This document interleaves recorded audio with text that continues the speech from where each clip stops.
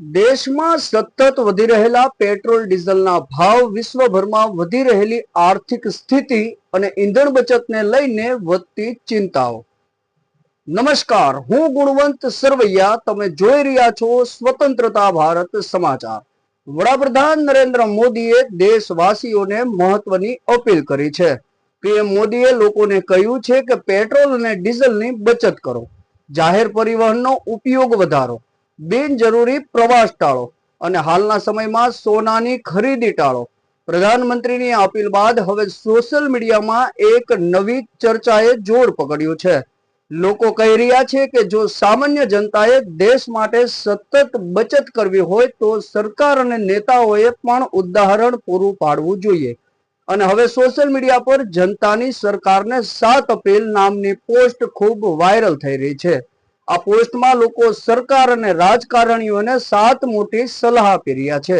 સૌથી પહેલી અપીલ, સરકારી ઉત્સવો અને ભવ્ય કાર્યક્રમોમાં 1 વર્ષ માટે પ્રતિબંધ મૂકી દો. લોકોનું કહેવું છે કે દર વર્ષે કરોડો રૂપિયા સરકારી ઉજવણીઓ, મહોત્સવો, સ્ટેજ લાઇટિંગ અને મોટા શો પાછળ ખર્ચવામાં આવે છે. જો આ ખરેખર દેશ બચતના મૂડમાં જઈ રહ્યો હોય તો સૌથી પહેલા આવા ખર્ચ પર રોક લગાવવી જોઈએ. બીજી અપીલ, સરકારી કાર્યક્રમોમાં સાદગી અપનાવો. સોશિયલ મીડિયા પર લોકો લખી રહ્યા છે કે એક સામાન્ય કાર્યક્રમ માટે પણ લાખો રૂપિયાની સજાવટ, ભવ્ય મંચ, મોંઘી જાહેરાતો અને વિશાળ તૈયારીઓ કરવામાં આવે છે.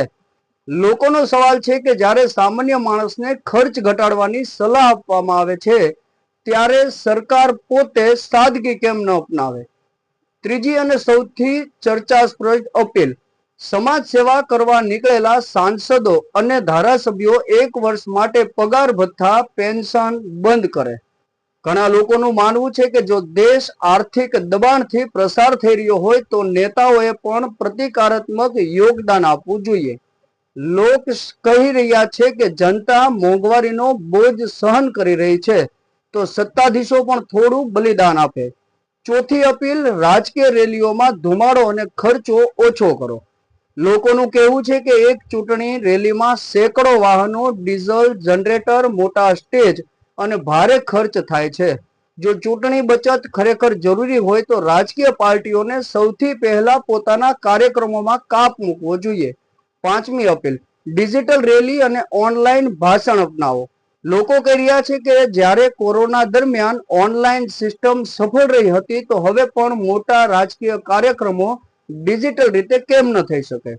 આનાથી કરોડો રૂપિયાની બચત સાથે ઈંધણનો વપરાશ પણ ઘટી શકે છે. છઠ્ઠી અપીલ, વિદેશી ટૂર અને સરકારી ડેલિગેશન પર 1 વર્ષ માટે રોક મૂકો. સોશિયલ મીડિયા પર લોકો લખી રહ્યા છે કે ઘણા સરકારી પ્રવાસોમાં કરોડો રૂપિયાનો ખર્ચ થાય છે. ફ્લાઇટ, હોટેલ, સિક્યુરિટી અને મોટી ટીમો સાથેના પ્રવાસ પર ભારે ખર્ચા થાય છે. લોકોનું માનવું છે કે જો સામાન્ય માણસને વિદેશ પ્રવાસ ટાળવાનું કહેવામાં આવે છે તો સરકાર પણ એ જ ઉદાહરણ અપનાવે. અને હવે સૌથી વધુ વાયરલ થઈ રહેલી 7મી અપીલ, વીઆઈપી કાફલા, ભવ્ય સરકારી વિમાનો અને રાજાશાહી સુવિધાઓને પણ 1 વર્ષ માટે પાર્ક કરી દો. લોકો કહી રહ્યા છે કે દેશમાં હજારો લીટર પેટ્રોલ અને ડીઝલ વીઆઈપી કાફલાઓમાં જ વપરાઈ જાય છે. એક નેતા કાફલામાં ડઝનો ગાડીઓ, પોલીસ વાહનો અને ભારે સુરક્ષા જોવા મળે છે. જનતા પૂછે છે કે જો સામાન્ય માણસને સ્કૂટર ઓછું ચલાવવાનું કહેવામાં આવે છે તો નેતાઓના કાફલાઓના નાના કેમ ન થઈ શકે? આ સમગ્ર મુદ્દે હવે સોશિયલ મીડિયામાં જોરદાર ચર્ચા ચાલી રહી છે. કેટલાક લોકો સરકારના નિર્ણયને સમર્થન આપી રહ્યા છે અને કહી રહ્યા છે કે હાલની વૈશ્વિક સ્થિતિને જોતા બચત જરૂરી છે. તો બીજી તરફ ઘણા લોકો કહી રહ્યા છે કે માત્ર જનતાએ ઉપદેશ આપવાનું કામ નહીં ચાલે, સરકાર અને નેતાઓએ પણ ઉદાહરણ પૂરું પાડવું જોઈએ. આ કારણ કે સામાન્ય માણસ પહેલેથી જ મોંઘવારીની પરેશાનીમાં છે.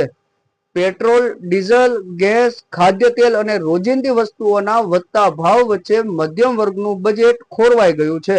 એવામાં લોકો હવે શબ્દો નહીં પરંતુ જમીની પર બદલાવ માંગી રહ્યું છે. હવે જોવાનું એ રહેશે કે જનતાની આ 7 અપીલ માત્ર સોશિયલ મીડિયા સુધી જ સીમિત રહેશે કે પછી સરકાર અને રાજકારણીઓ ખરેખર પોતાની કંઈક અમલવારી પણ લાવશે. આ મુદ્દે તમારું શું માનવું છે? શું સરકાર અને નેતાઓએ પણ સામાન્ય લોકોની જેવી જ બચત શરૂ કરશે? તમારો અભિપ્રાય કોમેન્ટ બોક્સમાં જરૂરથી આપજો અને સ્વતંત્રતા ભારત સમાચાર ચેનલને સબસ્ક્રાઇબ ન કરી હોય તો સબસ્ક્રાઇબ પણ કરી લેવા વિનંતી. આભાર.